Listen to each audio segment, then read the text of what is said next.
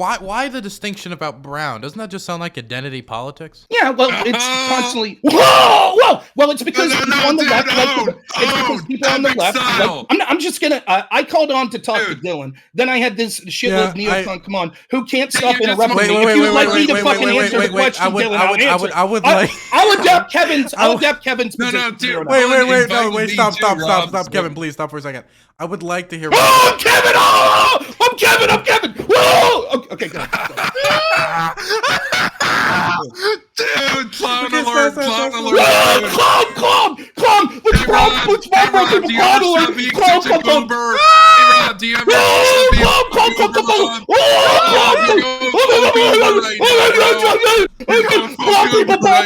I just want to bomb! I'm just trying to rob it with a bomb! Oh, go ahead, I'm sorry. You're gonna give me a heart attack. I just want to bomb! I'm gonna bomb people! I want to bomb people! Okay. Can I tweet this? Hey, how's it going? Can you hear me? I can hear you. All right. Do you want to do video or not? It don't matter to me. Video's fine with me. I can turn on some video. Give me a second here. Let me. Did you watch the Logan Paul fight? I did not, but Paul. Yeah, I heard it was something else. I honestly thought it was entertaining. I wanted Jake to win really bad. Well, here's the thing. Let's see if this works. Oh, for crying out loud.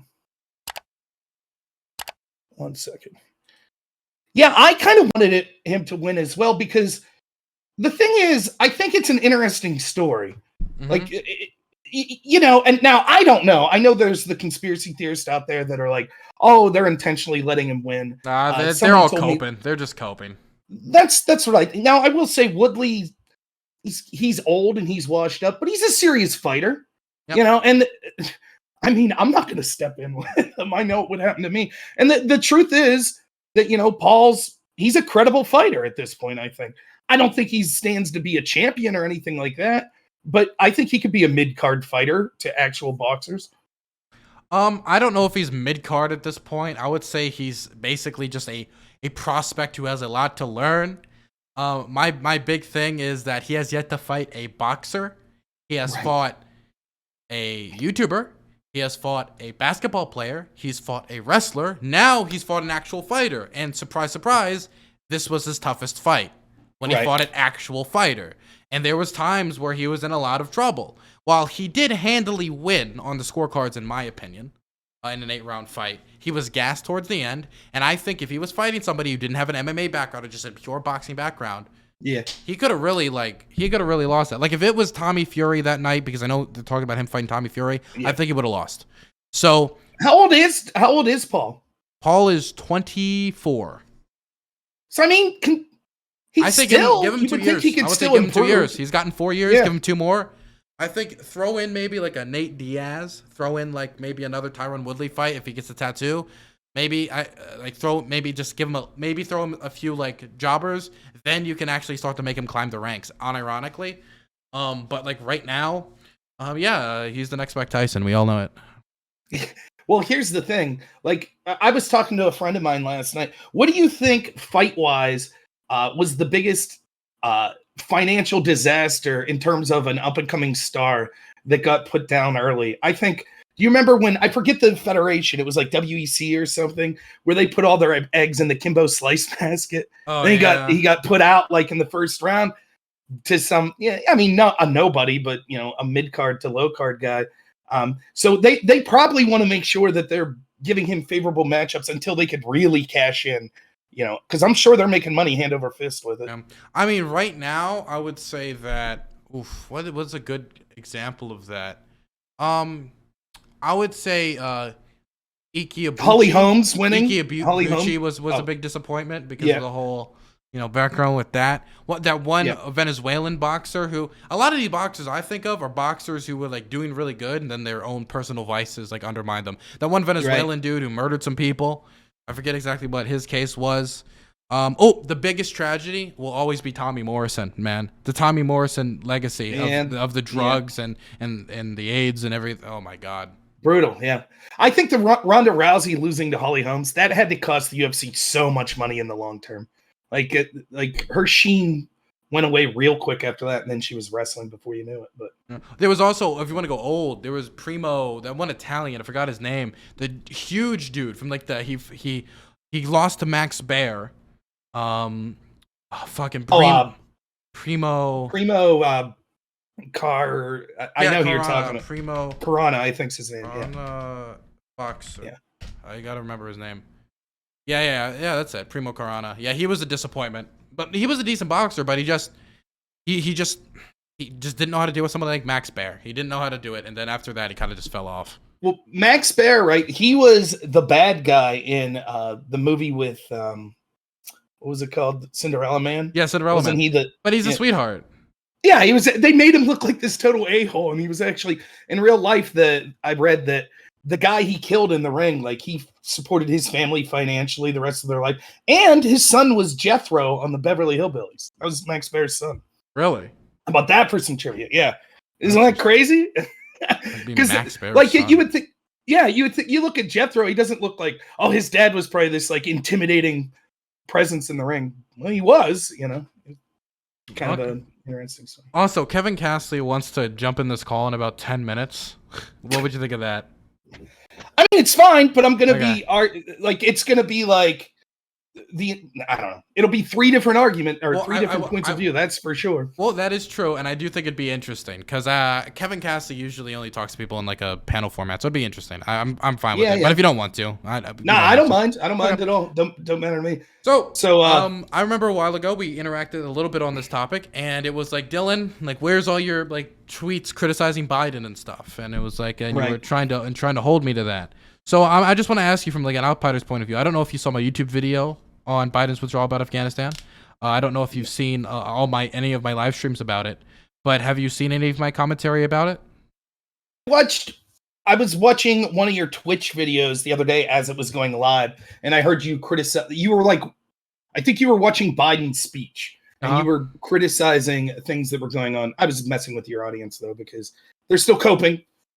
Like, for example, you were talking about RT. You were talking about an article from RT, and then I mentioned something about Russia, and your audience was like, no one's mentioning Russia but Rob. But it's like, I don't know if they know what RT is. But I'm assuming that you've been criticizing Biden somewhat. The only video I've released on his withdrawal, I've released two. One where I talked to Sprout, but the one that I released on his, the thumbnail just says massive failure. I've criticized the withdrawal extremely. While I stand by his decision to leave, because I want to leave the country, I believe the way he's done it has been, in many ways, terribly irresponsible, terribly botched. And I will say, but of course I always have to say that with the caveat that the speed at which he's picked up the withdrawal in the later parts to get 122,000 people out, that is remarkable, and that is something that should be applauded. So for me, I look at it kind of like a bittersweet time where he fucked up so much when it comes to whether it's the biometric scanning equipment being left in the country, and so the Taliban has access to that, whether it's, and people hate me using this word, the kill lists that were given to the Taliban, or whether it's the thing that really pissed me off, and this is not even like a massive thing that really impacted the withdrawal, but he had this interview. I forget if it was Wallace or some reporter. They all mold together. Mainstream news. It was some guy, and he was talking to him, and they're like, "There's these Afghans falling from planes," and for me, that was very like something that pissed me off. And maybe it's because Americans, like, we remember the jumpers from the towers, and maybe it hit that chord. That's 4 or 5 days ago, Jack. Those jumpers. Yeah, that's what you're gonna say. And I said this, and this pissed off my audience. I said at the time, like, could you imagine Donald Trump saying the same thing about George Floyd or anybody who died in a very terrible manner due to governmental incompetence? Could you imagine the reaction that would have happened? You guys would not be having the same reaction you are to this. And that was something that got me in a lot of fucking trouble, but I stand by it because his reaction to that was fucking god-awful. Because if I am being told that during the withdrawal, people are grabbing on the planes and falling to their death, fucking splatting, number one, it wasn't 5 days ago, it was 2 days ago. So he not only wasn't emotionally callous, he was also factually inaccurate. But it showed to me a lack of almost care being shown. Now, I know Biden has historically always wanted to kind of get out, and he always viewed the war as a quagmire, but you cannot let your disdain for a war turn into a disdain for the people affected by that war. And so that was something I didn't like. I mean, I could also like talk about like what else? Well, here's pulling out if I, the if I air could, base. There's so much I could talk about, but yeah. yeah. So here's why I specifically wanted to talk to you. I'd talked to you before about before the election about Trump versus Biden, and you said 3 things in that debate that I think are relevant now. One, you said that you didn't see any evidence of Joe Biden's cognitive decline. You stand by that? I do stand by that. Yeah, I don't have enough evidence of it. I mean, wait, like, oh my goodness. Well, the thing is, I am not going to say that somebody has cognitive decline because they make a bad call or do something, they mismanage something, or if they do something I don't like. That isn't evidence of cognitive decline. I need to see actual medical evidence of something like that. Right? Well, but here's the deal, right? It's not that. Like, leaders can make disastrous decisions, stupendous disastrous decisions. It's what we've seen since then with Biden. It's the fact that he's on vacation, then he's not, then he comes out, he gives a 10-minute speech, then he leaves. He's constantly like, he looks like he doesn't know where he's at. He says something, and then 2 hours later, his generals and the people in his intel agencies have to say that he was wrong. Like, seriously, his first speech, almost every single thing he said was either a lie or he just was totally out of the loop. He doesn't know where he's at. He's checking his watch multiple times when all he has to do is stand there and honor fallen soldiers. I mean, it's so obvious to everyone that he's not all there. Okay, so none of anything you just said is proof to me of anything. Like, sorry, Kevin just got added. So none of what you just said is proof to me of really anything. Because I feel like anybody can cherry pick this or cherry pick that to try to paint a picture of somebody's medical diagnosis. And so my thing is, if I'm going to make a statement, because if he has dementia, he has to resign. That is my stand. If we have evidence that legitimate evidence that he has dementia, he has to resign, because nobody can have that disease while also being in public office. And so if I am going to make that conclusion, the amount of evidence I'm going to need is going to be more than, it didn't seem like he was paying attention during this conversation, or, it seemed like he wasn't properly listening to that. I'm going to need more than that to make that type of a conclusion, because I'm pretty sure that you would agree with me that if he has dementia, he should resign, right? Sure. Well, he had it before the election. He was an empty suit that's got cognitive decline that basically didn't campaign for the last 2 months. Do you have any medical documents or any proof of that? Or is it all like he looked down or he looked to the side or said a wacky thing?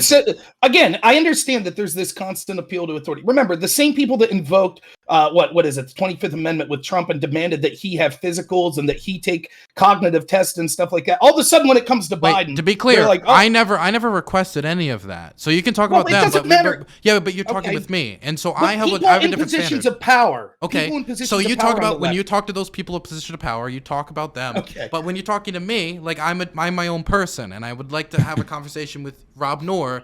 I don't want you to have a conversation with Jake Tapper, because I'm not Jake Tapper. I'm Dylan Burns. Okay. What you should be Jake Tapper. I think you do better than him. But nonetheless, fine. That's number one. Number two was you said the worst foreign policy decision you had seen in your lifetime, and the number one reason to vote against Trump was him abandoning our allies in Syria. Yep. Where does Biden abandoning our allies and our troops in Afghanistan rate compared to that? So the thing is, I wanted to withdraw from Afghanistan.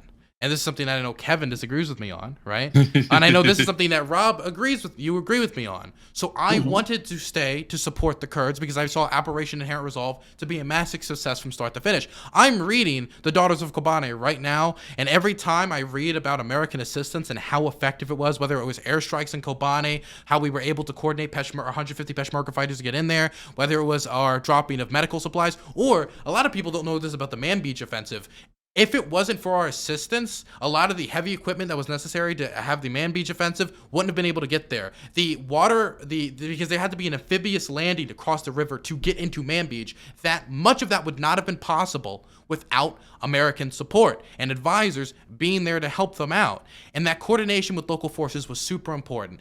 And I still support that. And I think that our betrayal of the Kurds was a bad decision. Whereas I never supported any withdrawal from Syria. I did support a withdrawal from from Afghanistan. So I don't see it as the same if I agreed with pulling out of the country. I can agree that he did it incorrectly, but that's different. If, for example, let's say I want Medicare for all, and then someone says, okay, here's Medicare for all, everybody gets a Band-Aid. I can be like, well, I wanted Medicare for all, but this is not what I wanted, right?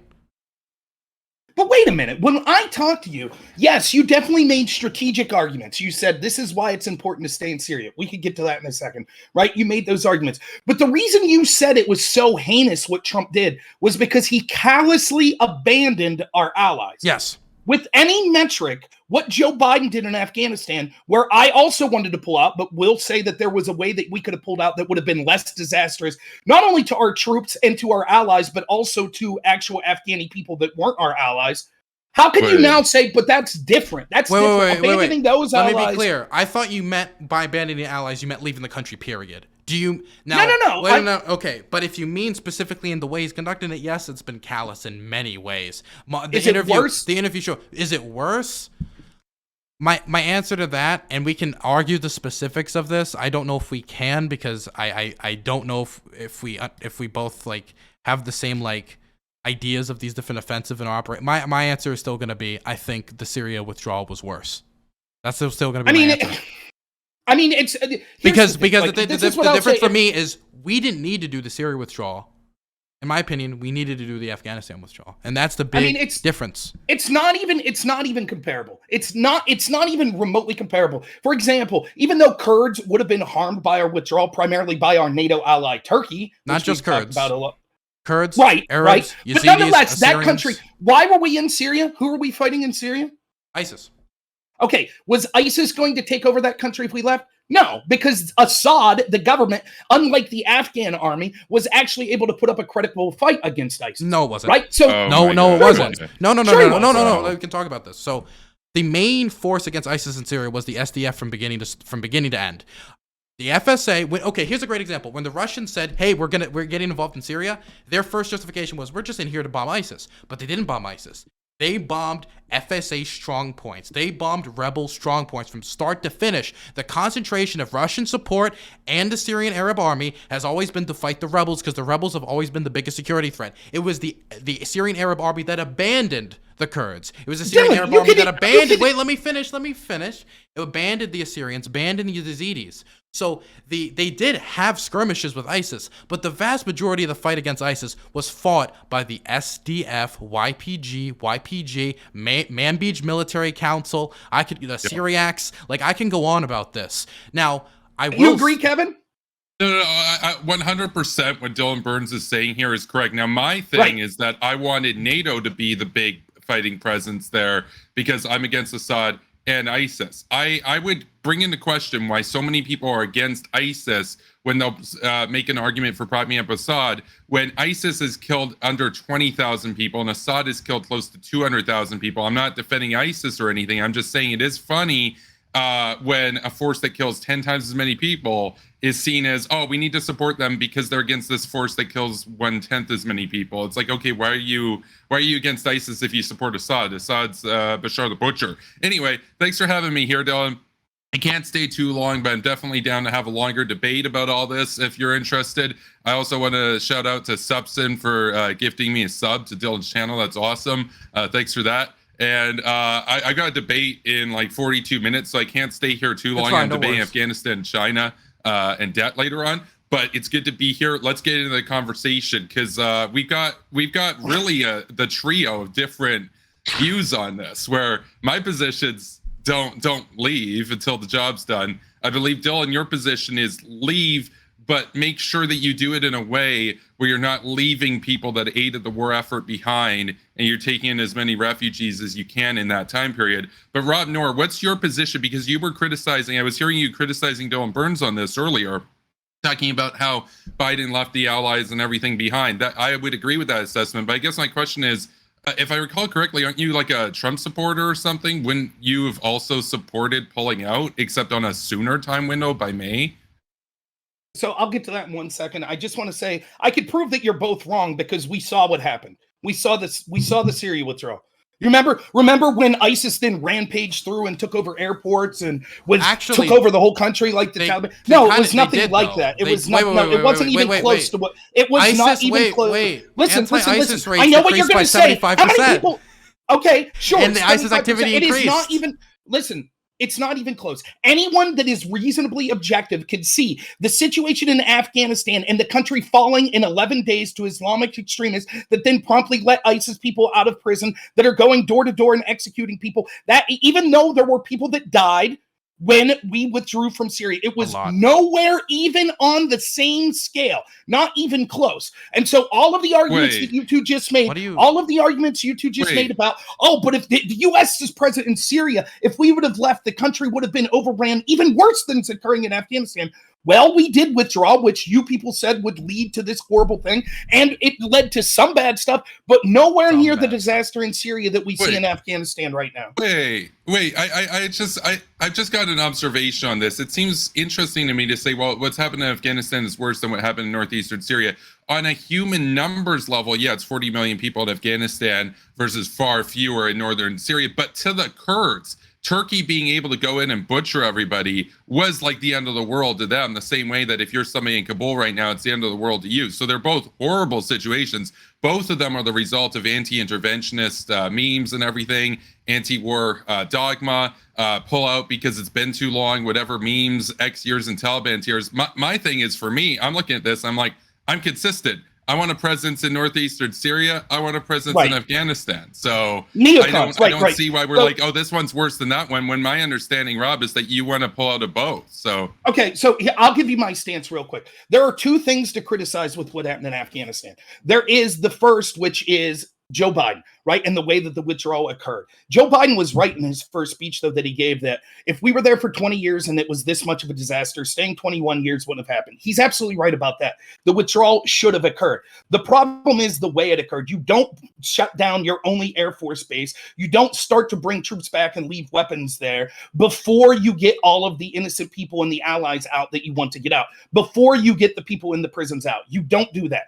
So there is criticism there. But the bigger criticism is people like Kevin Castley, who's neocon bullshit, and the establishment for 20 years that lied to us about what was going on in Afghanistan. Yes, you and your propagandists in the mainstream media, in the intel agencies, in its Republican and Democratic administrations lied to us for 20 years saying, oh, we're doing fantastic in Afghanistan. We're doing great there. If we just send a couple more $1 trillion, if we just send some more troops, trust us, the Afghan army is going to be, it's going to be awesome. We're going to do great. Rob, the total was 1.2 trillion. I'm so sick of propagandists on your side throwing out trillions and trillions and trillions. It was 1.2 trillion. And before anybody says, oh, it's 6 trillion with interest, nobody says the infrastructure bill is 6 trillion with interest. I support that, and I support Afghanistan. But you only hear the interest thing made about intervention. You never hear it about domestic policies, even though you're borrowing for both. So it's not trillions, it's 1.2 trillion. It works out to 0.25% of GDP average year over year.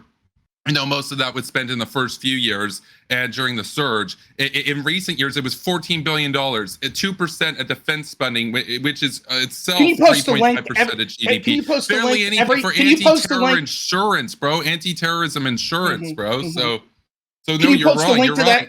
Can you post a link to that? Because everything I'm reading says 2.26 trillion.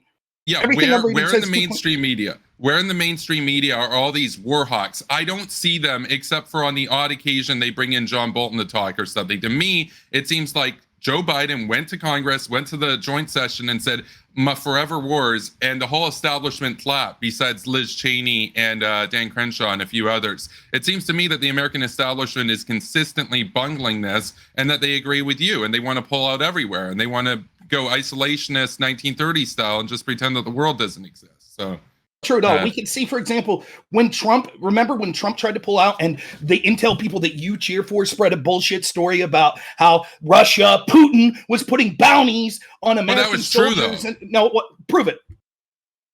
Prove that it's not true. Prove that it's not true. Because prove the negative. Prove the negative. Right. What I've seen from Intel analysts whose job it is to actually look into this stuff, they've said that is highly likely that was the case. Russia has every interest to do it. What I want to see is your evidence claiming that the intelligence community, whose job it is to literally study this, was incorrect in that assessment. Where's your evidence? Because they were able to provide no proof, and later they had to admit that they didn't have proof. They had no proof of this, that it was just conjecture on their part. I'm sorry if I don't take the Intel people at their word that we're so fucking incompetent that they've been telling us for 20 years that the Afghan security forces were doing fantastic. They're kicking ass. They're doing great. Oh, we had no idea they would collapse in 11 days. But those are the people we're supposed to trust. Furthermore, your point about no one in the mainstream media, you're absolutely wrong. I predicted accurately that what would happen, to the chagrin of many people on the left and Biden supporters, what was going to happen was you'd start to see anonymous Intel officials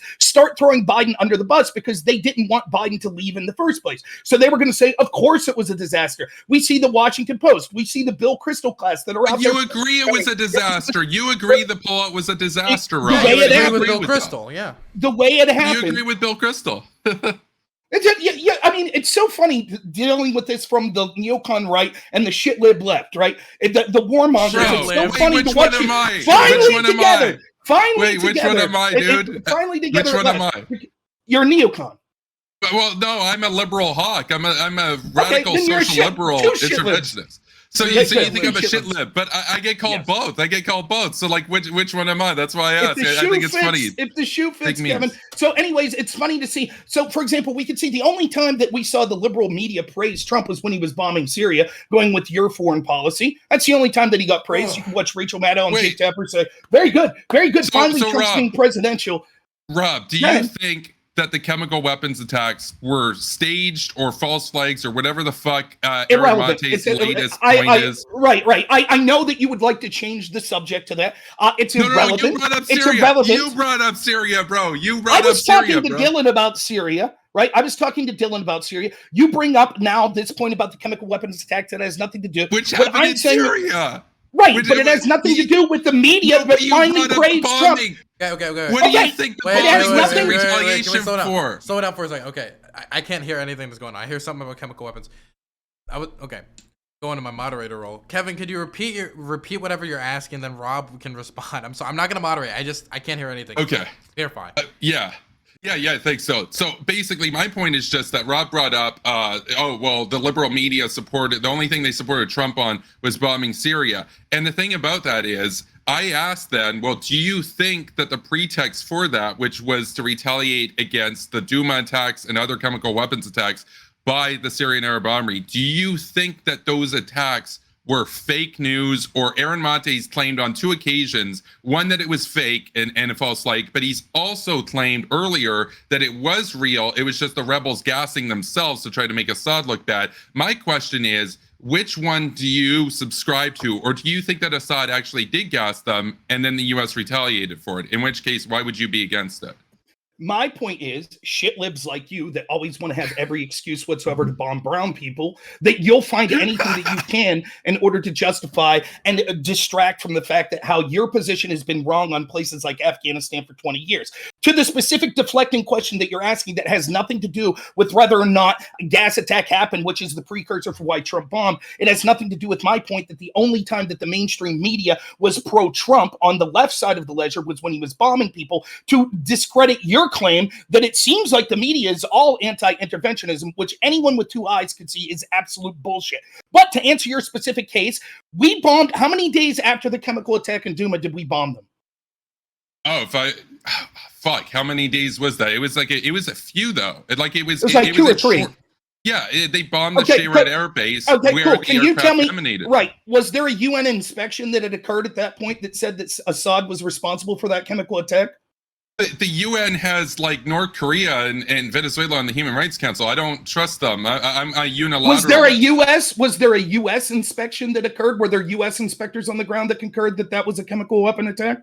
before the bombing? The U.S. had intel data that had indicated that the aircraft that departed from Shayrat Air Base, Syrian Arab-operated air base, were the ones in the vicinity of Douma that did do the attack, and they indicated that there was a high likelihood, and this was corroborated by Assad's modus operandi of using chemical weapons on civilians to terrorize them into submission, that there was a high likelihood that they emanated from the air base, and therefore the U.S. determined that it was in humanitarian interest and the national interest to strike that air base, to make it known to Assad, hey, look, if you use chemical weapons, we will attack your base of operations from which they emanated. Now, you might say, oh, well, they were like 90% sure, whatever. You can't oftentimes be 100% sure in the fog of war, but what we know is that this is consistent with Assad's pattern of behavior. And I would push back on your analysis that the mainstream media is consistently like pro-war and everything. I would point out that the only times that they ever make any sort of hawkish arguments are after these horrible events happen, like the horrible pullout or the chemical weapons attack. My point is, if they were truly hawkish, those things wouldn't have happened, because they would have been calling for an intervention in Syria, or they would have been calling to not leave, instead of just criticizing him after the fact. They're not consistent hawks. They're not. They're just not. They're hawks out of convenience for a few days once there's public outrage, and then they go back to just being like, oh, Biden said end the forever wars, and it was a good speech, and people clapped. They're just cheerleaders for the establishment. They don't actually have values. They don't actually have a consistent framework. And they're consistently, along with Trump and Biden, pretty anti-interventionist, because a lot of their donors make a lot of money want to do free trade. Kevin, boy, that's the longest fucking answer to no, they didn't have proof that I've ever heard. Holy fuck. No, it's so ridiculous. No. I sat there and let you ramble on your fucking chops, Mr. NeoCon shitlib, for 3 minutes. The truth is, no, in 3 days they had no proof that it was Assad, and we later saw from whistleblowers and others that there are serious discrepancies with what the story was. Just like in the bombing of 2007. Please shut the fuck up. I let your warmongering neocon ass. I let your warmongering neocon ass. Coffee boys, Rob. Disgruntled coffee boys, Rob. Aaron Monte. Shitlibs and neocon. This is how you see shitlibs and neocon have to debate, right? They have to filibuster. You give them 4 minutes of just rambling and not answering the question, and then they have to filibuster when you talk. That's how people like Kevin have to get by. Don't worry. Thank God I'm right. If I was brown, he would want me bombed. Such a short amount of time. It takes us 5 minutes to respond to it. If I was a brown guy, he would want to bomb me. So thank God I'm white. Can I just say, do you think Kevin's a racist, Rob? No, I think he's a horrible, shitty warmonger. Wait. I've been quiet. Let me just, and then Rob, I'll say, can I ask you, why the distinction about brown? Doesn't that just sound like identity politics? Yeah, well, it's constantly. Whoa! Well, it's because people on the left I'm just gonna. I called on to talk to Dylan. Then I had this shitless neocon come on, who can't stop interrupting me. If you would like me to fucking answer the question, Dylan, I'll answer. I would like. I'll adapt Kevin's. I'll adapt Kevin's position. Wait! Stop, Kevin, please stop for a second. I would like to hear. I'm Kevin! I'm Kevin! Whoa! Okay, go. Dude, clown alert! Clown! Let's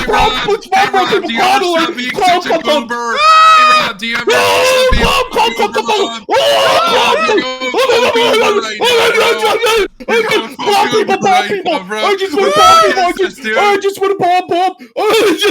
I'm just saying you're wrong. I want to bomb. Oh, go ahead. I'm sorry. You're gonna give me a heart attack. I just want to bomb. I'm gonna bomb people. I want to bomb people. Okay. Criticizing me for 4 minutes being serious and giving an answer. What a good conversation! Isn't this an interesting tactic that Kevin has here? I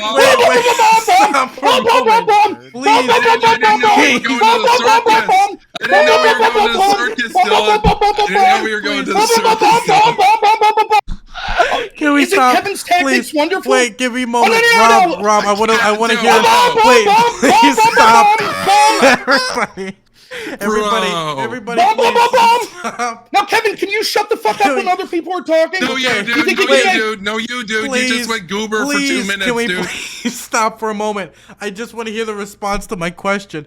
My God, Okay, I have my family has a history of heart problems. Oh God, I've just shortened my life by 10 years. Ooh. No, don't do that. Fuck, Rob, please. Fuck, you have the floor. Okay. One, I bring it up because the left constantly plays identity politics. Second, because the foreign policy establishment and intel communities constantly go into these countries in the Middle East that happen to have overwhelmingly brown people, and they exploit those countries for their resources and for the fact that they don't align with the United States, which is why those specific countries are. Holy shit, he couldn't even get through that. Couldn't even do that. Kevin, couldn't even get through there. Could you, Kevin? Kevin, he was very respectful and let you speak for about like a good 3 to 4 minutes. So you can let's let Rob have the same period of time. Oh fuck. Okay. Yeah, I basically said everything I wanted. It's just I couldn't even finish that point without Kevin interrupting as always. Okay. Oh my God. Sorry, that was an interaction. Oh my God. That was an interaction. Okay. Yes. So okay. That happened. Well, I'm trying to remember what I was thinking before I. If you don't mind. Syria. Oh right. Yeah, it was so Syria. Yeah. So the point is this, that we got deflected from the fact that, of course, we see constantly these voices in the establishment that constantly are pushing for the intel agency narrative, right? And the ones right now, like the Washington Post people, they're criticizing Biden from pulling out of Afghanistan. That's what's occurring. We could see that these intel agencies were wrong. They were completely wrong. Like, it's funny that Kevin's shaking his head. Like, it's unbelievable. And this is how you know people like him aren't to be trusted, right? Because when you can see the most blatant evidence ever of the failures of our intel agency, what we saw with this current withdrawal, none of them had any idea that the Afghan army was going to collapse in 11 days. They had no idea. They knew that they got ISIS. They got when we had to re-attack the ISIS bombers. They knew we got ISIS. Oh, sorry, it was 9 innocent people, including children and shit like that. But Kevin's going to sit here with a straight face and tell you right now, we have to just trust these intel people. They're the people that were right. The people that lied to us for 20 years about Afghanistan, they were right all along, and we're going to blame someone else. We're going to blame the people that wanted to withdraw. So I guess we should trust a guy who goes full goober mode for 2 minutes over dudes in suits who analyze the situation on the ground to the best of their knowledge, given the fog of war. I guess that's what you'd prefer to Rob, but you should listen to you. We should listen to you. It's just, whoa, right? I guess that's what we should go with, right? Well, I haven't had a history. I guess like the goobers at Anti-War Inc. are preferable to, the neocon shitlibs, as you say. So. Yeah, okay, sure. cool. I would say the people that were wrong foreign policy-wise in Iraq, that were wrong in Libya, that were wrong in Afghanistan, that are going to be proven to be wrong in Syria. I would say that, yes, we should stop trusting these warmongers that lie to us over and over again. Has the war in Afghanistan benefited the American people? Well, absolutely. You didn't have 9/11 for 20 years. Now you're going to have another 9/11 now because the Taliban's not going to be busy fighting you there. Now they can work with Al-Qaeda and ISIS. They're against ISIS-K. I want to be clear about that. They're against ISIS-K, but remains to be seen. Clarifying question, Kevin. Do you think it should be referred to as ISIS-K? Because it makes it sound like a cereal. I feel like ISIS from in Khorasan province is like the way you're supposed to like do it. ISIS-K sounds like a fucking cereal. No, it does. It does sound a little bit memey. 100%, it sounds memey. And I mean, ISIS Khorasan Province, that's their official name. Or you could just say IS Khorasan, because obviously in Iraq and Syria it doesn't really make sense when they're in Afghanistan. But I do find it funny. I just want to note here for the record that somebody who thinks that the people of Afghanistan refers to them as their currency is trying to lecture me on foreign policy. That's never not funny to me. That'd be like me calling British people pounds. It's like some of them probably get offended by that, especially if they're overweight and whatnot.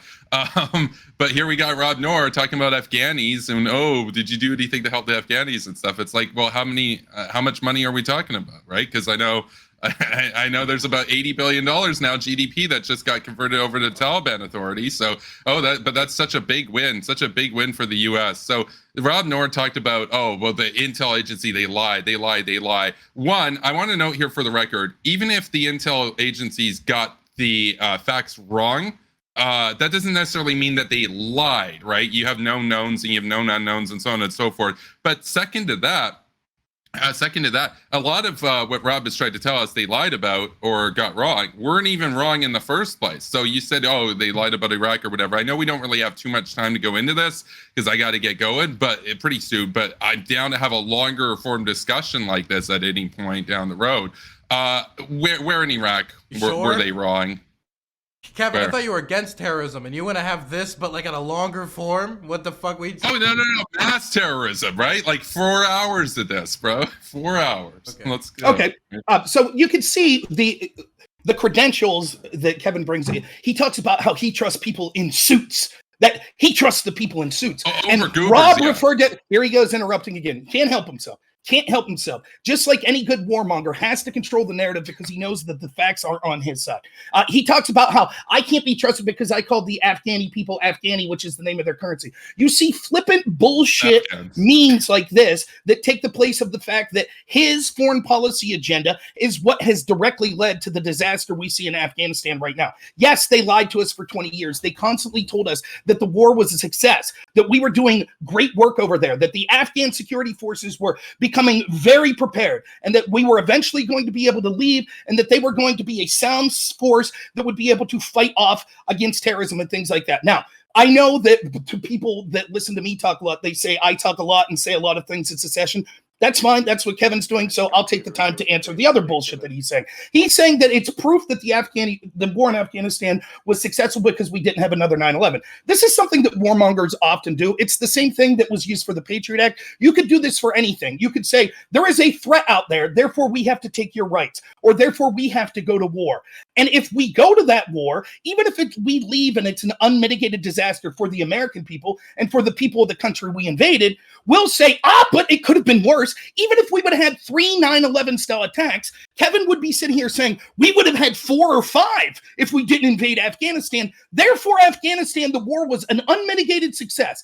That's the insanity of these warmongering people. There is never a conflict that they will be unwilling to send your kids to. There's never a conflict they'll be unwilling to harm individuals in those countries that, oh, by the way, end up benefiting the very intel communities, military, industrial complex, defense contractors, etc., then end up making billions of dollars off this stuff. But they can always say, even if it's an unmitigated disaster, they'll say, oh, but we could have been bombed more. We could have had more terrorist attacks if we didn't go into there. And so we can see, for example, we saw that the reason we went into Afghanistan was to get bin Laden. We found out that bin Laden wasn't in Afghanistan. He was in Pakistan. The majority of the hijackers weren't from Afghanistan. And yet we wouldn't say, well, we have to invade Saudi Arabia. We have to invade Pakistan. We have to invade all of these other. Please be quiet. I gave you a long block of time. Why can't you handle it? Do you have some compulsion? Do you have a compulsion? Do you have some sort of compulsion? Is that what it is? You have some sort of compulsion? You have to bring up some compulsion where you have to interrupt. We don't have a lot of time until Kevin's gone, and then I'm gonna try to bring it down a few notches. So let's let Rob finish, and then Kevin can respond. Okay. Right. So we can see with the warmongers and their compulsion, they have to control the narrative. It's the same thing that you could see that they've been doing since the Iraq war. And they'll say, well, technically there were weapons of mass destruction that were in Iraq, and technically they were moved out and this and that. We were lied to. They told us things like that Saddam Hussein was buddies with Osama bin Laden and worked with him. That was one of the lies that were told. We could see that the way that the weapons of mass destruction, the way that it was articulated to us that they were supposedly in Iraq was a lie. We see how they lied to us in Libya. We see how these color revolutions that our intel agencies have done worldwide have made these countries a disaster. Then the same shitlib neocons say, oh, look, there's so many refugees in these countries. We have to accept these refugees after the very policies that they pushed for are what caused these disastrous wars on the refugees in the first place. And they're going to continue to lie. You've never seen a more evident time than when they're lying to you. He says, maybe they were just wrong. There are unknown unknowns and known unknowns. Well, the problem is they told us for 20 years that the Afghan security force was credible and was getting better all the time. And not only was that a lie, we can see that it was one of the biggest lies ever told by these people because they were so unprepared that they failed in 11 days.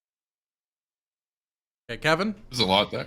Yeah, thanks, Dylan. So there's a lot there. I want to start by saying, oh, well, the hijackers, they weren't even from Afghanistan. It's like, no, the ideology, the group that they worked with, Al-Qaeda, was at war with Saudi Arabia. Just because they were born in a country doesn't mean that they worked for that country. You can recognize this with Canada. If they were born in Canada and went on to do 9/11 or something, but they were part of Al-Qaeda, nobody would be saying, oh, Canada was to blame for 9/11. They would recognize these people were radicalized to a different group. Likewise with Al-Qaeda, Al-Qaeda was founded to oppose Saudi Arabia and the United States. So it's a cool racist meme to blame Saudi Arabia for that. Second, on the point about, oh, well, they lied about the readiness of the Afghan National Army. The thing is, the Afghan National Army, Joe Biden's trying to say, oh, they didn't fight. They did fight. They did fight. They lost almost 65,000 people fighting the Taliban. And then Joe Biden's the one who doesn't fight and pulls out, but then blames them for being cowards after their whole strategy relied on American support. And then America just says, you're to the wolves now when you're like 5 years old, and now you got to fight a bunch of gladiators. It's like they needed more time. They obviously needed more time.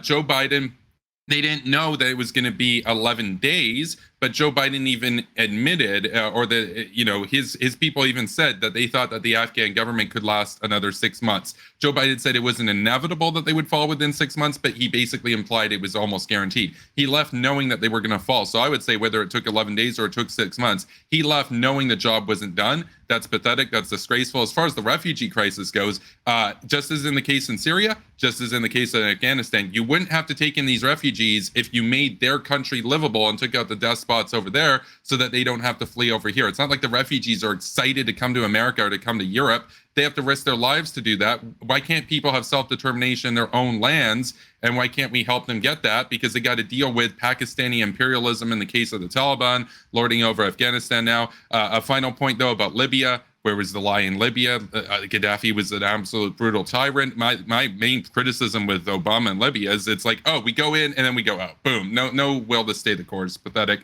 sad. And that was not just him. That was the French and everybody else. Additionally, should be noted here, just for the record as well, that Robnoerr talks about how, oh, well, they lie. The intel guys and everything lie and everything.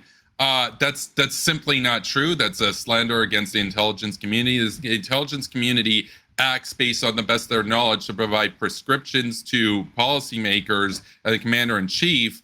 You, in a fog of war, don't necessarily have the best intel. But I would also say, even if we said in the case of Iraq, let's say that they knew, well, they probably don't have nukes, but we should go in anyway. Being outraged to find out that he didn't have nukes is like going through the time to go through a cancer exam, paying the money to do the cancer exam, and then the doctor tells you a couple of weeks later, hey, look, you actually didn't have cancer. And now you're pissed. You're like, we wasted our time. How dare you tell me I don't have cancer? I wasted my money. It's like, that's a good thing. We're glad that they don't have these. Kevin, can I just say something, though? Yeah. Kevin, the difference is, like, nobody dies in a cancer exam. People died in the Iraq War. No, I can give the analogy. The analogy is this.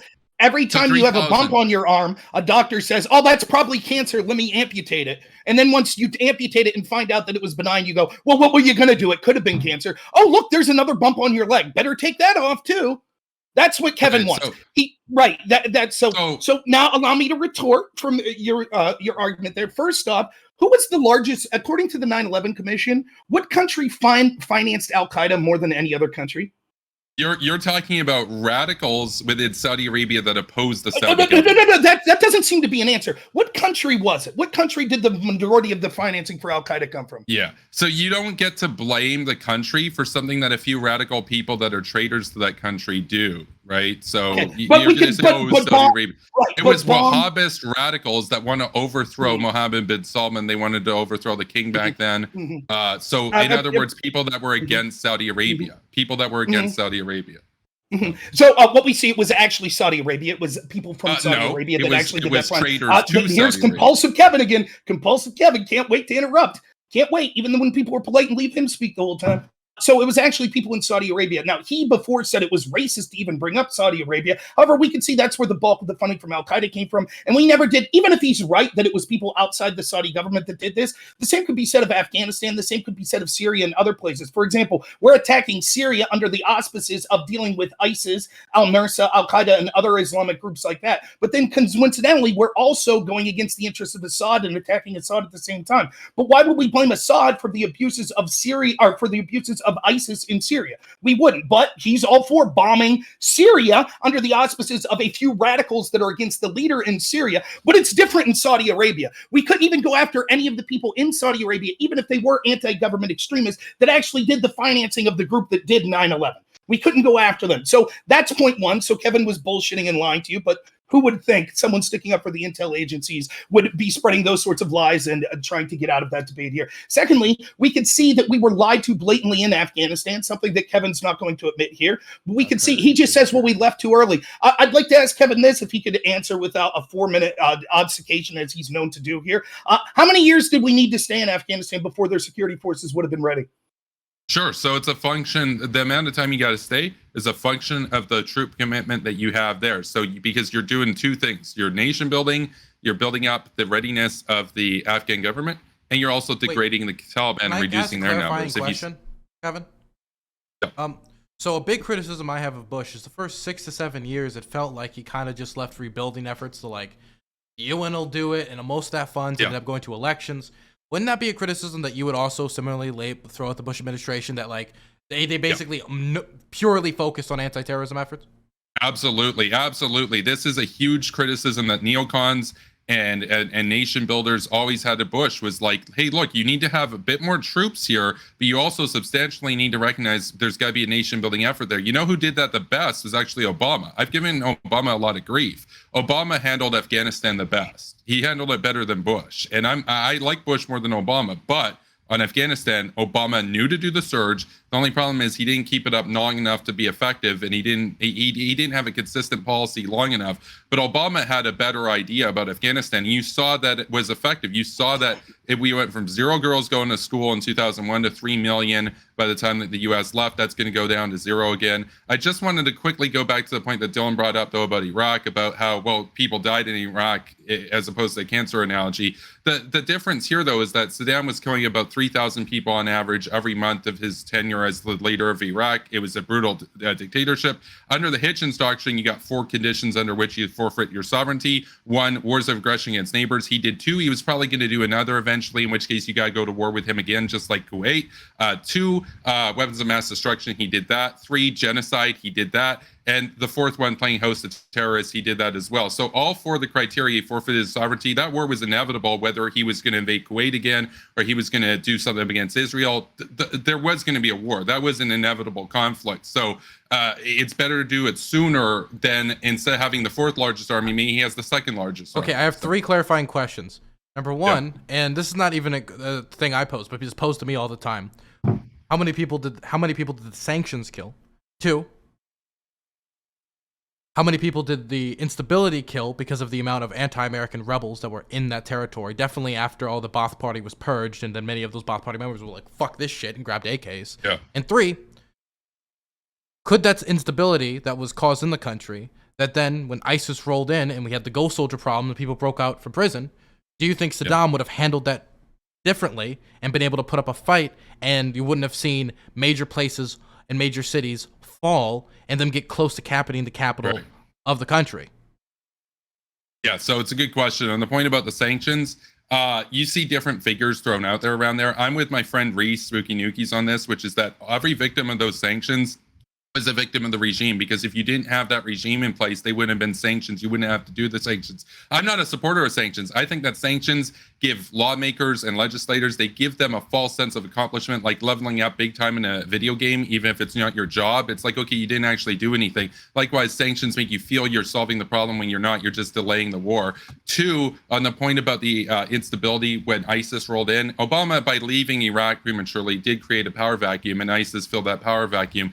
And as far as the other anti-American insurgents went, most of the deaths from the Iraq War, about 180,000 of them, were attributed to the insurgency, which was sponsored primarily by actors in Iran, like the IRGC. I always said Bush should have invaded Iran as well, that you could have democratized both of them as opposed to having Iran meddle in Iraq. And the third point, of course, if I recall correctly, your third point there was about, it was about if Saddam could have handled it better. The problem was Saddam probably would have killed more people than ISIS did in administering those areas. Let's not forget the Labja massacre and everything else in Kurdish Iraq. So I've got to get going. I got a debate at 8 minutes over on Prime's channel. So I'm going to be debating Afghanistan, Iraq, or not Iraq, Afghanistan, China, and dead over there. But thank you to Dylan for having me here. It's been good to talk to you guys. We had definitely a heated conversation. I'm down to do this again. So, yeah. Hey, great. I predicted you would go on for 4 minutes and not answer the question. You went on for 10. but very admirable. Anybody hear him answer how long we had to stay in Syria? Nope, just another. I'm sorry, Afghanistan. I asked him how long we would have to stay. You didn't give an answer. It's a function. I just said it's a function. So if you got 2,500 troops like Biden had, you're going to be there forever. You're never going to take out the Taliban. Mm-hmm. You're just buying more time, but it's never enough. To be clear, Kevin's position is 100. He wants 100,000 troops in Afghanistan. 100,000 troops. We're not talking forever. We're talking 10 to 15 year window before you can leave and the Afghan government can protect itself. So it's a function of how much commitment you have there. Wait, you don't do a good job. Question. You were talking about the low cost of the $13 billion in Afghanistan. And a 100,000 troop increase would be immensely expensive if you're trying to claim this as one of the benefits of being in the country. Yeah, no, that's true. And you wouldn't have to send in 100,000 troops right now if you didn't pull out. So you probably would have had to send in maybe 30 or 40,000 to do a proper surge with a continued presence there. Now, to take it back, you're going to have to send in quite a few more than that. But anyway, that's the cost of the anti-war movement. So thanks for having me on. I do got to get to my next debate, but it's been good to talk to you guys. Always down to talk with you. And thanks to Subson for the sub earlier to Dylan's channel. I'm going to keep watching. You got some entertaining content here. Absolutely, Dylan. So, and everybody go and subscribe to Dylan on YouTube because his channel's still based. We got our disagreements, but I want to thank Dylan for having me on and having actual diverse voices on foreign policy. So I appreciate it. You have a nice day. Okay. You too. Thanks, Dylan. Peace. Have a good day, Rob. Yep. He can't even leave like in a short way. I just want to thank Dylan's channel for the 5th time. I just want to say it's a wait. Are you surprised? I mean, he doesn't support withdrawal.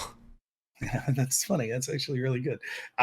Yeah, I mean, whatever. The ironic thing is, Dylan, your interventionist mindset, that's the logical extension. Mindset. Oh my god. Right. You told me when I asked you, when we talked about, you said that you would be for intervening in any country with human rights abuses as long as the cost was lower, if the benefit was lower than the cost. That's what you said. Well, yeah, I feel like most human beings would come to that logical conclusion, though. It's similar. That's what Kevin's doing. He thinks we should have 100,000 people in Afghanistan. The problem is I disagree with his calculus, right? The thing is, for example, I agree that if there's somebody over there and they're just like shooting a bunch of people, and I go and I shoot one person, kill them, done. Like, the benefits of stopping that guy from killing everybody obviously is better. That's why we all support invading Germany during World War II. Because Hitler was going around machine gunning everyone, country. This is the similar justification for Kuwait, similarly. So the difference is I don't think that the benefits outweighed the costs when it comes to, say, Iraq.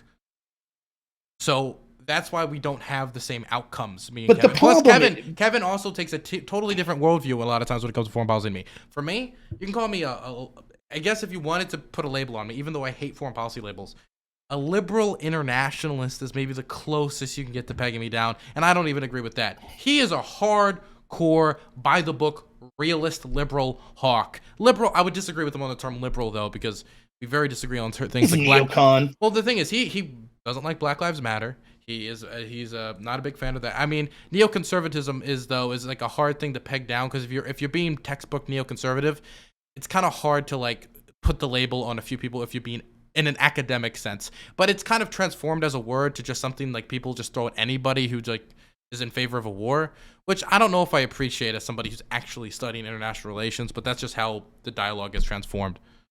Okay, but the problem with your view is you say, well, you would differentiate on what the cost and the benefit would be. Well, who are you going to trust to determine that cost and benefit? I can tell you who it's going to be. It's going to be the intel community.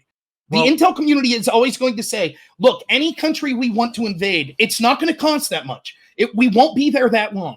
It won't cost us a lot of lives in our country. It won't cost a lot of civilian lives, and it's not going to cost a lot of money. And every single time they're wrong. Every time. Even in Syria, they're wrong. No, in Syria, they were actually 100% right. Like, no. Wait. I mean, they're wrong. The people, when we first went into Syria, they weren't saying that we were going to be there for 7 years. They never said we weren't going to be there for 7 years either. But the way it was sold was, it's not going to be a long-term engagement. We'll go in, we'll take care of this, and then we'll be done. So I don't know. Okay, the way it was always sold to me was that in Syria, we were going to, when we were engaging, and this of course evolved after the Battle of Kobane, and then we got more involved for Operation like Manbij, it was sold originally as like, well, ISIS bad. We all hate ISIS. So we're going to strike ISIS. But we're not going to have boots on the ground engaged in combat operations. And that didn't happen 90% of the time. There was a few instances which it did happen, but it was specifically like special op type of secret shit where they would go assassinate someone who was trading all the oil for ISIS, then get out of there. For the most, we didn't really see American troops on the front line. In fact, there was a rule against it. I'm reading about this right now in my book where it talks about in the operation for Manbij, they specifically wouldn't allow the Americans to land with the troops because that would technically be a frontline operation. So they had to wait for the landing to finish, wait for them to get to the city center. Then they were able to cross the river and start actually establishing like a base of operations on the other side of the river to help advise them on the other side. So when it comes to like what we did in Syria, when it talks about a low cost footprint where we worked with local actors and supported them, that is generally what we did, and it was massively succciorsuccessful. And the thing is, if you talk about like, successful. It was very successful. If it was successful, then we could come home, right? That's not how war. Let me ask you this. Wait. Do you believe we won World War II? Yes. Why are we still in Germany and Japan? Yes, it wasn't successful then. It wasn't successful. No, it couldn't be. the point is this, we lost World War II, obviously, because we would not be in Germany and Japan then. Let me answer, right? The difference is that if we constantly, what we see is we invade a place, then we say we under the auspices of it's not going to be that long. It's not going to cost that much in terms of troops, in terms of civilians, in terms of money. It's not going to be a forever thing. We'll get in there, right? This is the story in Afghanistan. It was the story in Iraq. It was the story in Syria, right? So in Iraq and Afghanistan, we were told if we go in, right, we'll be able to do all this good. Then years later, when people were like, okay, it's time to come out, what's the story that we're told? If we leave now, all of the gains we made will be reversed, and actually things will get worse. That was the story in Iraq. That's the story now in Afghanistan. The Taliban's more powerful after 20 years of us being in Afghanistan, and it's the story in Syria. When we tried to withdraw, what did you say? And what did the intel agencies? They said, we can't leave now because if we leave now, it'll be even worse than when we started. So we are in these countries for years upon years, and yet I don't think I ever said that. I said it'd be worse. I didn't say, okay, literally anything is better than ISIS. I think everybody in the world agrees that no matter what the organization is, they're better than ISIS. Would you agree with me on that?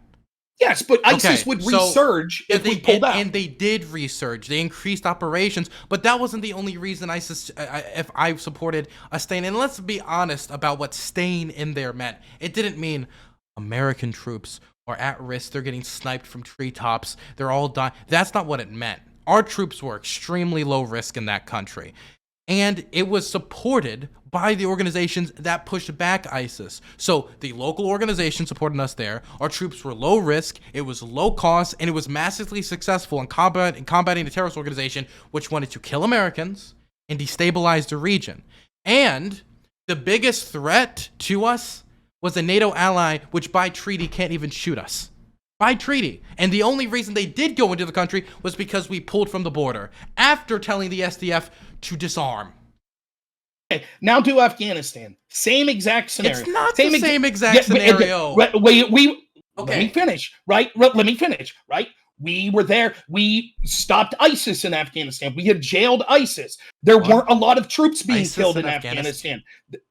Yes, right. No, we did not stop ISIS in Afghanistan. There's ISIS in Afghanistan, but the majority of our combat operations were combating the Taliban. We did combat ISIS, but we did not stop ISIS in Afghanistan, whatever that means. Well, we jailed thousands of them that were instantly freed as soon as we left, right?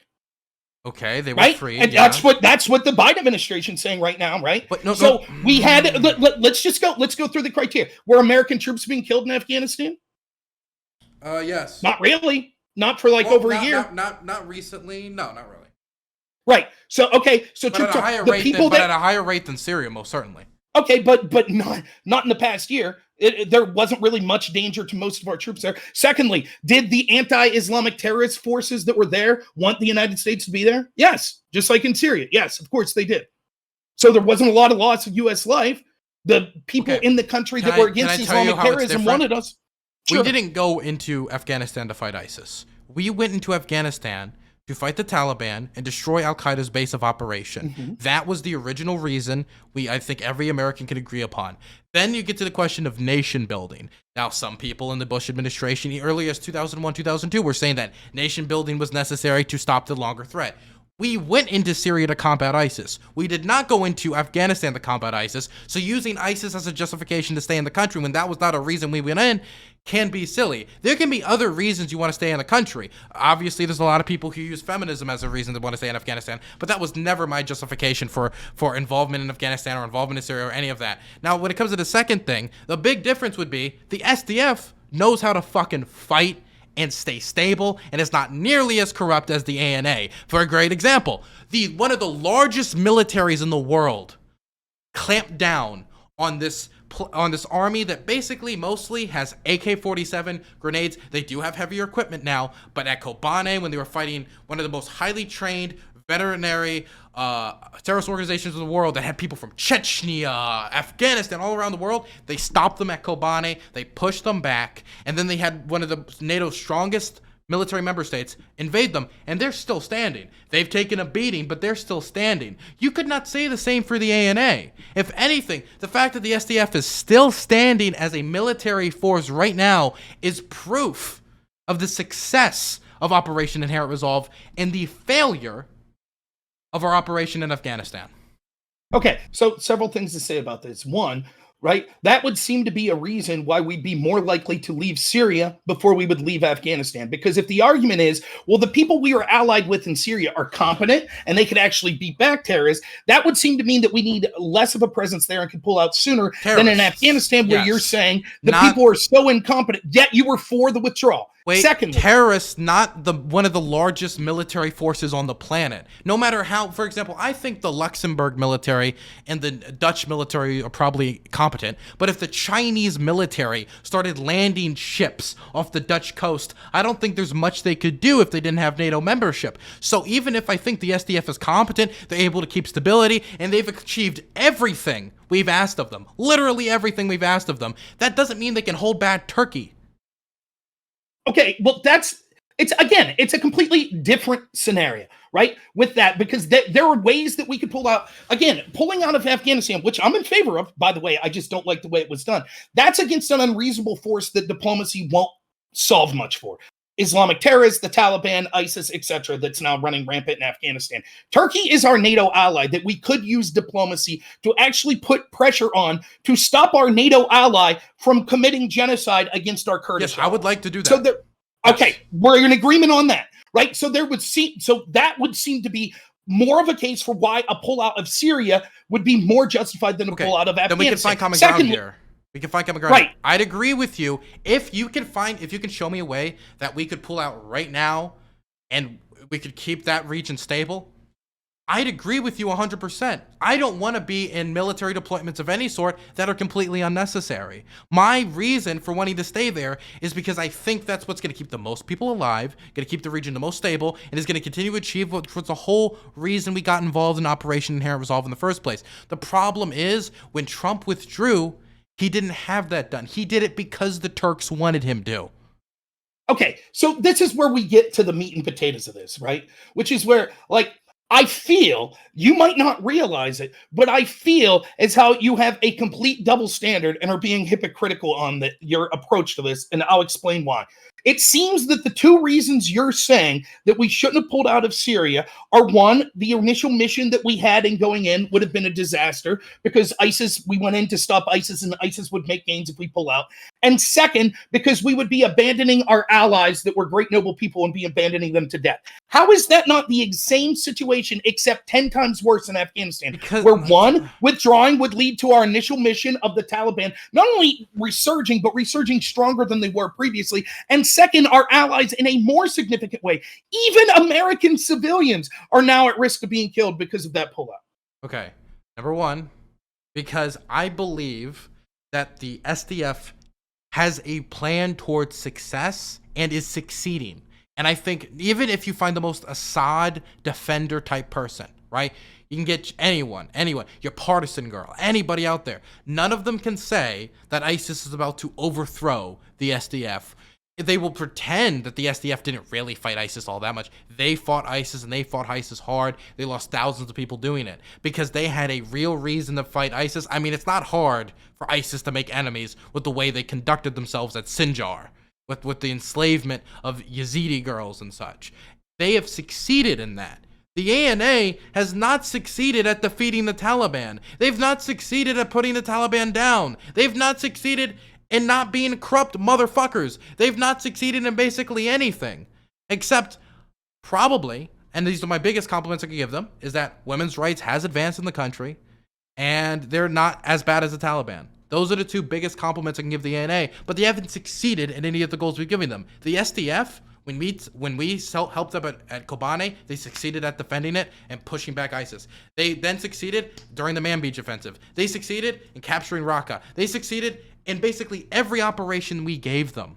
When we gave them the support, they won. And that's because we worked with the regional actors. It's kind of, honestly, if you're talking about the Northern Alliance, when we gave them the proper support, the Northern Alliance won. It was when we jumped in and we started establishing the NNA that everything went to fucking shit. It was the coordination with the SDF, the YPJ, the YPG, local Arab militias, and creating the SDF that was the catalyst for success in Syria. So the difference is, and I mean, this isn't really that I think that difficult to understand, is in one instance, it was a massive success, and another instance, it was a massive failure.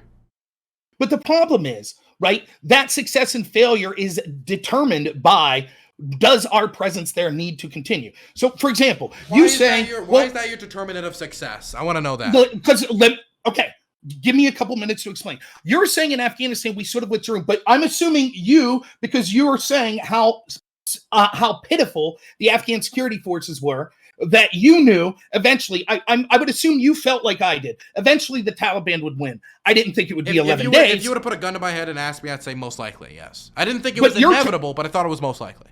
Okay, well, the way you're talking, saying how corrupt and how incompetent they were, it seems like that would lead to be you thinking that it was inevitable. So yeah, if Kevin was here, he would say Assad would have somehow survived and stayed in power, yet he somehow didn't. So I mean, okay, so nonetheless, Kevin would say, okay, well, then that's a reason that we should have stayed. Because even if you're like, well, they're a failure, we know by withdrawing, if they're eventually going to fail, that groups like ISIS are going to resurge there, that Islamic extremists in the Taliban that could potentially be beneficial and give weapons to ISIS and help ISIS be even worse, or give weapons to al-Nusra, al-Qaeda, etc. They're going to get all these weapons. So that would be a reason to not leave. Just saying, well, because they did very poorly, the Afghan security forces, but the forces in Syria did very well.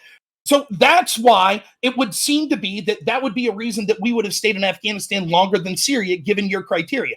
This juxtaposed with the position you're saying, well, yes, Syria, the rebels in Syria did a remarkable job against ISIS, but they can't stand against one of the largest militaries in the world, the military of Turkey. Therefore, we have to stay there indefinitely because our allies, the Turks. So the problem is this, right? It doesn't matter the successes that the Syrian rebels had against ISIS. If we leave, that means that they'll immediately be overwhelmed by our allies, the Turks, which means that ISIS will resurge. Similarly, in Afghanistan, if we leave, there'll be a resurgence of Islamic terrorism and ISIS. Both of those situations, your rationale, it doesn't matter why we initially went in. It doesn't matter how successful the forces in Afghanistan versus the forces in Syria are. The argument is the withdrawal, both withdrawals would lead to Islamic terrorism thriving in that area, and it would lead to the abandonment of our allies. And it seems to me that it's far worse in Afghanistan for reasons you're saying and reasons that I've articulated.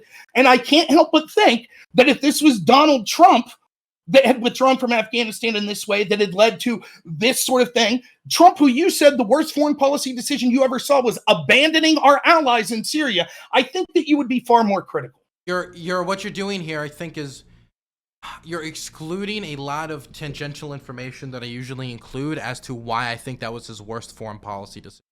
it's not just that he abandoned allies. I think abandoning allies in any place is bad, but of course positives can sometimes outweigh the bad, as in the cost is too much, the death toll is too much, it's unpopular. There's a lot of things that can make it so you're in a position where you feel like we have no other choice, which you agree with that because you support withdrawal, because I doubt you're I doubt you're happy to see the Taliban take over. I doubt you're up there like, I am the Taliban's #1 fan. I doubt it. You're not Nick Fuentes, right? Did you see his Is that what he's doing? Yeah, he's a huge Taliban fan. Listen, let me just real quick. Like, I honestly, just a brief aside. I'm still, to this day, I hope Biden's been an unmitigated disaster with this. I hope that he does everything perfect from here on out. Not one more American dies, not one more allies. I want America and our allies to do better than I want a political talking point. So, like, anyone who's like, oh, the Taliban, now I'm cheering for them, it's fucking heinous. Right? Like, I want America to do awesome regardless who the president is. I don't want the president to fail just so I could say, see, I told you so. Now, Biden is failing, and he's doing so spectacularly in maybe the worst way we've ever seen a president do. But that's why okay, I don't want to filibuster. That's all I want to say on that. So, okay. So, fuck, what was I saying? You were talking about how there were a bunch of other things, not just the abandoning our allies. It's not just that it was the abandoning of the allies. It was the abandoning of the allies in a position where there was no political pressure at all for him to pull out of northeastern Syria. There wasn't. There was no grassroots movement. There was, of course, a few like, I'm sure if you got Partisan Girl and you got Richard Medhurst in a room, they would pretend there is, but there wasn't, because there was no coffins coming home from Syria, because there was no large deployments in Syria, because there was no huge cost in Syria. What we knew was that the Kurds went in there, Yazidis went in there, Arabs went in there, and they fucking smashed it. And even if there was polling indicating most Americans were like, I guess I don't want to be there, there was no grassroots movement against it.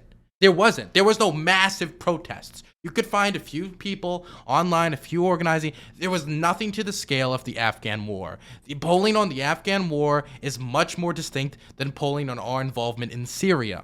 The amount of bodies that came home from Afghanistan was much more the amount of bodies that were coming home from Syria. Our amount of involvement in Afghanistan was much more than was involved in Syria. We had close to, over 100,000 troops in Afghanistan at one point? We've never had anything close to that, even near Syrian borders. And so when one of those has a much larger death toll, has a much larger cost, is seeing basically zero successes after 20 years, and we're seeing all of this go down, I can hold that standard for that when I look over here and I see success. Now, your big thing is, well, indefinite. Again, my position isn't that I want to be there forever. My position has never been that I want to be there forever. My position is that we shall withdraw from there when we know that they either negotiate a settlement with the Assad government that would ensure stability there, or when we have basically an assertion from the Turks that they're going to stop their military operations against them. Now, you're talking about putting pressure on Turkey. I agree with you. If you look at my timeline, I am one of the most critical people of Erdogan on the planet. I'm pretty confident that if I went to Turkey today, I'd be arrested. I'm actually confident that I'd be arrested because they would consider me a terrorist sympathizer because of how critical I've been of the Turkish government. So I agree that we should apply that pressure. I just don't think that the low cost, the low death toll, and the massive gains we've had from Operation Inherent Resolve should be reversed by this withdrawal when I think we can see the light at the end of the tunnel when it comes to Syria. I mean, let's ask, when's the last massive military operation you've heard about in Syria taking place? Year? Like 2 years? There's nothing happening. Like, I can show you like some They was artillery showing strikes. Afghanistan. That isn't true, because in the last 2 years, Taliban activity massively increased. This is why they're able to take over the country so fast, is because they were moving to do that. They were increasing IED attack. There was like, for example, this is why I was very critical of the idea of a ceasefire. Like, I want a ceasefire with the Taliban, but there was never a real ceasefire with the Taliban. There wasn't. They continued their operations. There was a ceasefire when it came to American troops. There wasn't one when it came to the ANA. They violated that thing like it was nothing, right? It was like a jaywalking sign. Like, we all acknowledge the jaywalking signs there. They're not respecting that thing at all.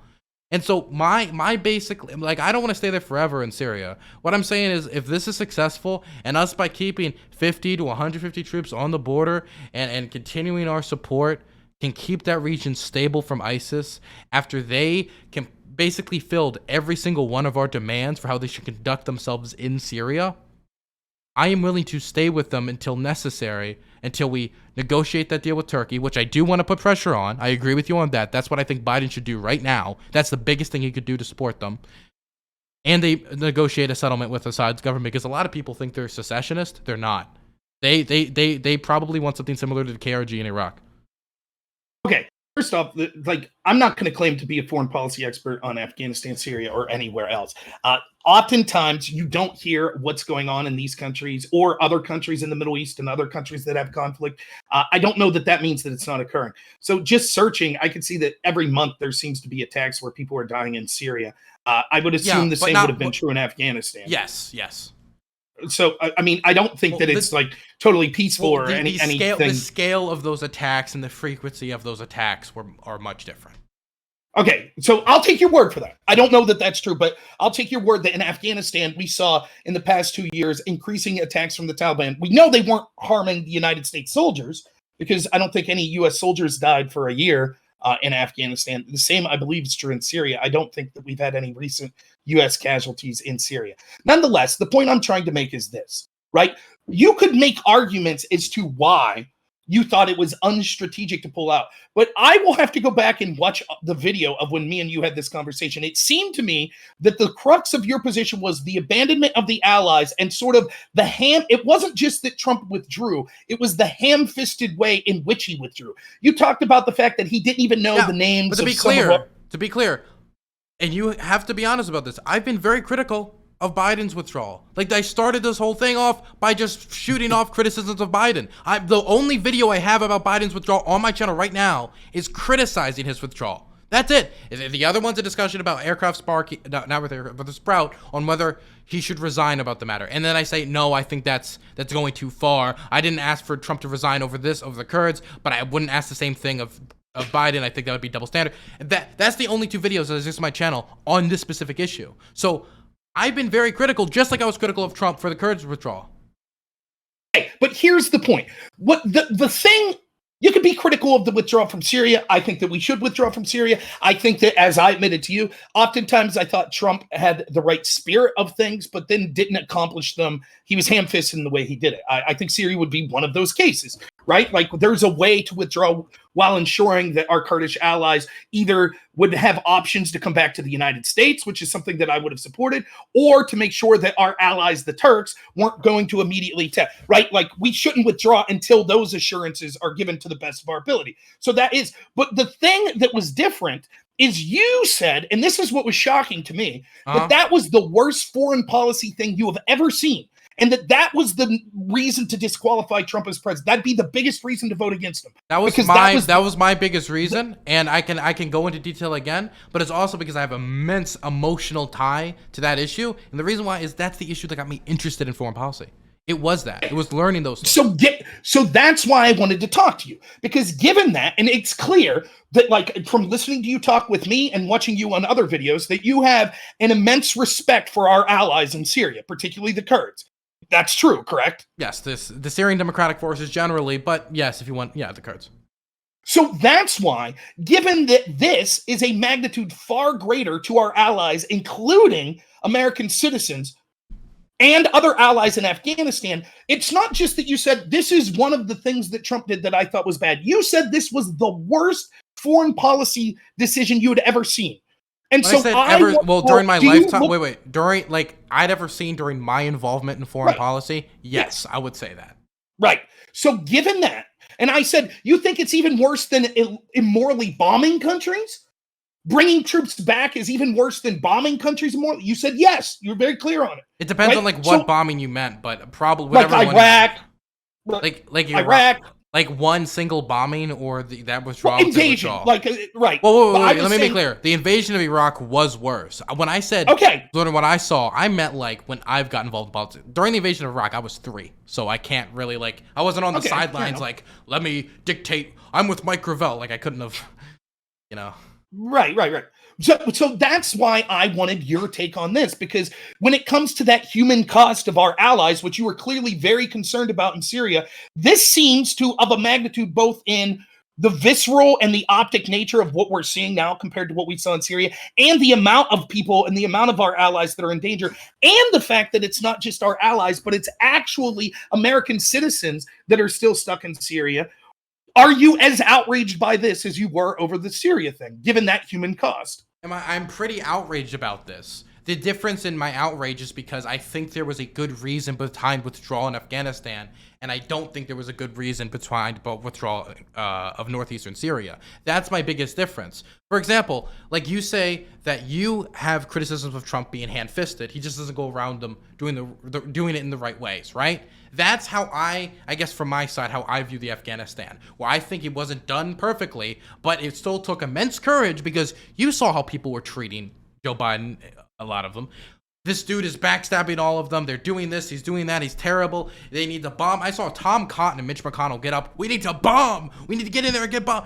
And he kept with it. He stayed with the deadline. He didn't extend it. He didn't move it. He stayed with his August 31st deadline that he set down, and he got us out of the country yesterday. The war in Afghanistan is over, and that took immense courage. And so the difference for me when it comes to Biden at that withdrawal is that while I disagree with how he conducted it in many ways, even if at the end he was able to do like one of the biggest airlifts in human history, I still believe we needed to get out of the country. But the conversation's looping at this point. Also, I want to respond to somebody in chat. Turkey took 3.5 million refugees. Like, why the fuck are you criticizing them? I don't care. Why would them taking in a lot of refugees mean that now they can do human rights abuses? Wow, guys, I actually gave $5,000 to charity, then I beat the shit out of a baby. So it's all, but the $5,000 kind of nullifies the bad. Like, what do you mean? That doesn't matter. Okay, sorry. I just want to respond to that in chat.